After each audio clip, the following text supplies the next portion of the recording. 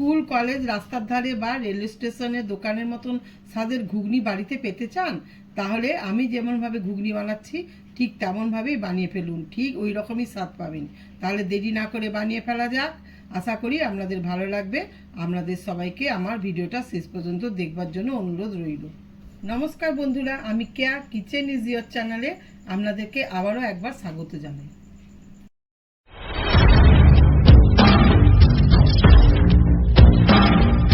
মজাদার টেস্টি ঘুগনি বানানোর জন্য এইখানে 250 গ্রাম মটরকে জলে ভিজিয়ে রেখেছিলাম 6 ঘন্টা ধরে। তারপরে জলটা ছড়িয়ে ভালো করে ধুয়ে নুন হলুদ দিয়ে সেদ্ধ করে নেব।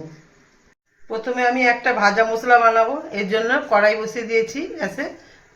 একটা শুকনো লঙ্কা দেবো, শুকনো লঙ্কাটাকে ভাজবো।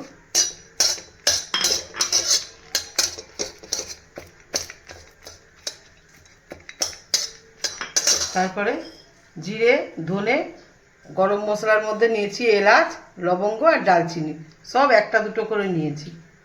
এগুলো ভেজে নেব, যতক্ষণ না একটা সুন্দর গন্ধ আসে ততক্ষণ পর্যন্ত ভেজে নেব। বেশি যেন ভাজা না হয়, পুড়ে গেলে তার স্বাদটা খারাপ হয়ে যাবে। মশলা ভালো করে গুঁড়ো করে নিয়েছি, এবার এটাকে ঢাকা দিয়ে রাখবো।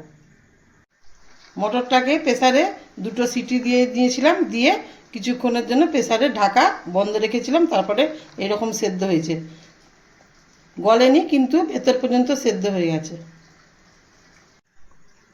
সেদ্ধ করার সময় দেখবেন যাতে মটরগুলো গলে না যায়, গলে গেলে ঘুগনির টেস্ট একবারে ভালো লাগবে না। এখানে আমি মাঝারি সাইজের 2টো আলুকে কেটে ভালো করে ধুয়ে নুন হলুদ মাখিয়ে নিয়েছি। এবার এগুলোকে প্রথমে আমি ভেজে নেব। ভাজার জন্য কড়াইয়ে তেল দিয়েছি, সর্ষের তেল দিয়েছি। এবার আলুগুলোকে ভেজে নেব। ভালো করে ভাজা হয়ে গেছে, এবার আমি এটাকে উঠিয়ে নেব। ওই তেলেই একটা শুকনো লঙ্কা, একটা এলাচ, একটু দালচিনি আর 3টে লবঙ্গকে ফোড়ন দেবো। তার সঙ্গে একটা তেজপাতাও দিয়ে দেবো। এবার আমি 2টো মিডিয়াম সাইজের পেঁয়াজ কুচি করে রেখেছিলাম, ওটা দিয়ে দেবো।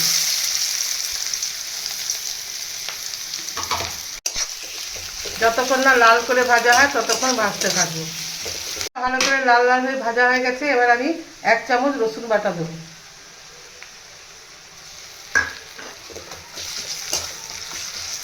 অল্প জল দিয়ে দিয়ে ভাজবো রসুন আর পেঁয়াজটাকে, যাতে রসুনের কাঁচা গন্ধটা চলে যায়।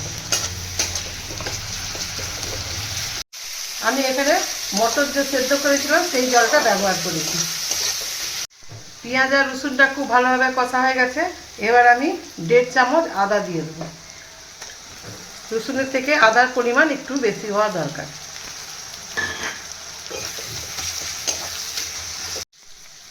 পেঁয়াজ আদা রসুনটা ভালোভাবে কষা হয়ে গেছে, এবার আমি একটা মশলা বানিয়ে নেব।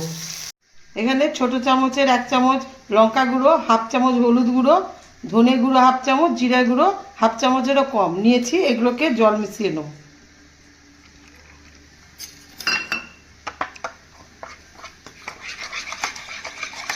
এর সঙ্গে 4-5টা কাঁচা লঙ্কা এরকমভাবে কুচি করে নিয়েছি, ওগুলো মিশিয়ে দেবো। আদা পেঁয়াজ রসুন কষার ওপর এগুলো দিয়ে দেবো।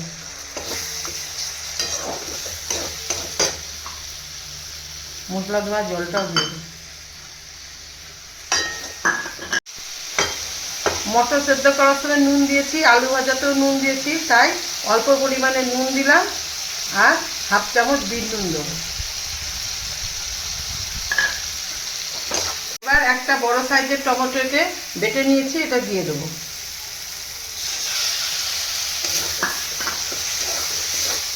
টমেটো দিয়ে ভালো করে কষা হয়ে গেছে, এবার আমি মটর সেদ্ধটা দিয়ে দেবো।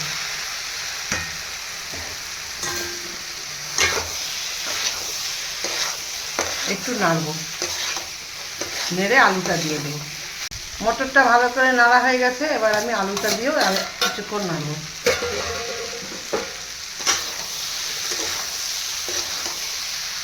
আপনারা কাঁচা লঙ্কা কুচি আর বিট নুনটা দেবেন, এতে ঘুগনির স্বাদ খুব ভালো লাগে। ভালো করে কষা হয়ে গেছে, এবার আমি মটর সেদ্ধ করে যে জল বেরিয়েছিল ওইটা দিয়ে দেবো। আর একটু জল লাগবে, তাই আমি গরম জল করে রেখেছি আগে থেকে, সেটাও দিয়ে দেবো।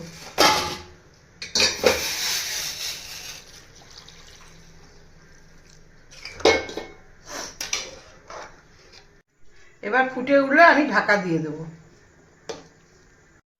ভালো করে ফুটে উঠেছে, এবার আমি ঢাকা দিয়ে গ্যাসটা একটু কমিয়ে দেবো, দিয়ে মটরটা আলুটা সেদ্ধ করে নেব।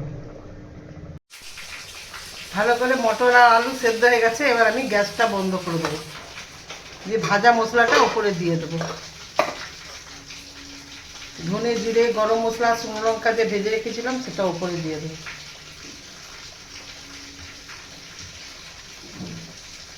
ঢাকা দিয়ে দেবো, 5 মিনিট পর আপনাদেরকে দেখাচ্ছি। আমার ঘুগনি রান্না কমপ্লিট। দেখুন দেখতে কত সুন্দর হয়েছে, খেতে আরও ভালো লাগবে, ঠিক দোকানের ঘুগনির মতন। গরম গরম ঘুগনির সাথে পেঁয়াজ, শসা কুচি, লেবুর রস আর বিট নুন দিয়ে খেলে পুরো দোকানের ঘুগনির মতন স্বাদ পাবেন। আশা করি আমার ঘুগনি বানানোটা আপনাদের ভালো লেগে থাকবে। ঘুগনি রেসিপিটা যদি ভালো লেগে থাকে তাহলে ভিডিওটাকে লাইক এবং শেয়ার করে দেবেন, এবং নতুন বন্ধু হলে চ্যানেলটাকে সাবস্ক্রাইব করে আমার পাশে থাকবেন। আমার ভিডিওটা শেষ পর্যন্ত দেখার জন্য আপনাদের সবাইকে অসংখ্য ধন্যবাদ জানাই।